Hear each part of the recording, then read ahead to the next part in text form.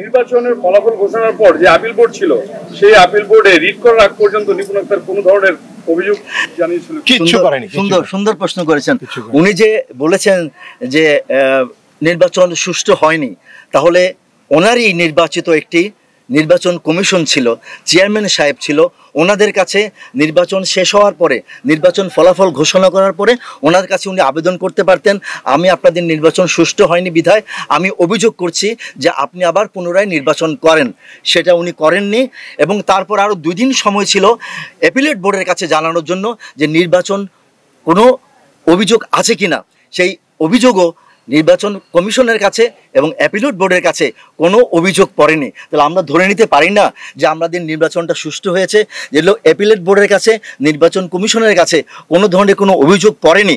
তারপরেও নির্বাচন ঘোষণা হওয়ার, নির্বাচনের ফলাফল ঘোষণা হওয়ার 27 দিনের মাথায় উনি আবার কিভাবে তারই নির্ধারিত কমিশন এবং অ্যাপিলেট বোর্ডের বিরুদ্ধে উনি অভিযোগ করেন, আমি আসলে আমার এটা মাথায় ঢুকছে না যে কেন উনি সেটা করলেন।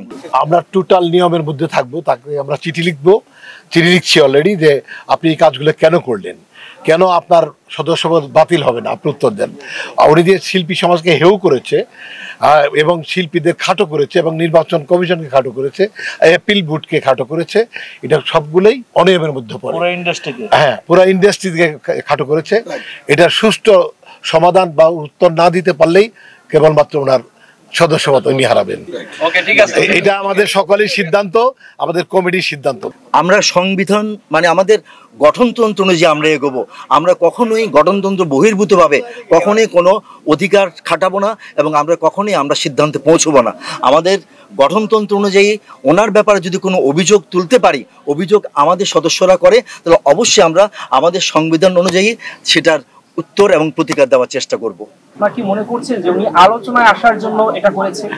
উনি এরকম ঘটনা আরেকবার ঘটিয়েছিলেন যে উনি ভেবেছেন যে আদালতের নাম বিক্রি করে বা আদালতকে ইউজ করে ক্ষমতায় থাকা যায় কিনা, এটা হয়তো ভাবতে পারেন।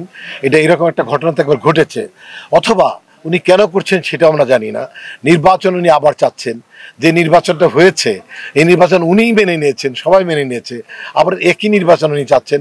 এই জন্য আমরা ভাবছি যে কোনো প্রবলেম আছে কিনা, ওনার মানে কোনো মানসিক সমস্যা হয়েছে কিনা। সদস্যপদ বাতিল করা হয়, তাহলে যে রিটটা করেছে সেই রিটটা কি আসলে কার্যকর হবে কিনা, তার সদস্যপদ না থাকে?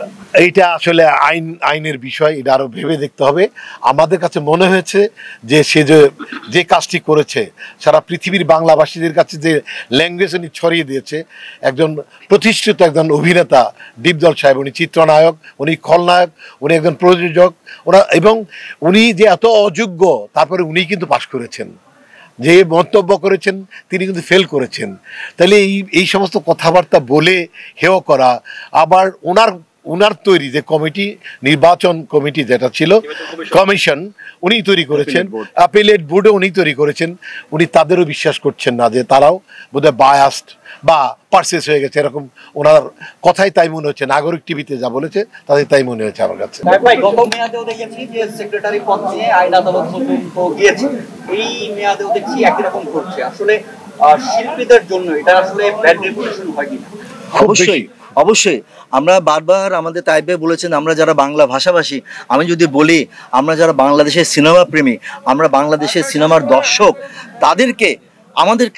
আমাদেরকে সেই বাংলা ভাষাভাষীর দর্শকদের কাছে যে একটা হেয় প্রতিপন্ন আমাদেরকে সমাজে আমরা গত 2 বছরের যে ব্যর্থতা টেনে এনে আমরা আমাদের এই সমিতিটাকে সবার ঊর্ধ্বে উঠিয়ে নিয়ে যাচ্ছি, সেখানে এই সময়ে আরেকটি এই ধরনের কমিটির মধ্যে বিভাজন সৃষ্টি করে আমাদেরকে হেয় প্রতিপন্ন করা, এটা আসলে খুব দুঃখজনক।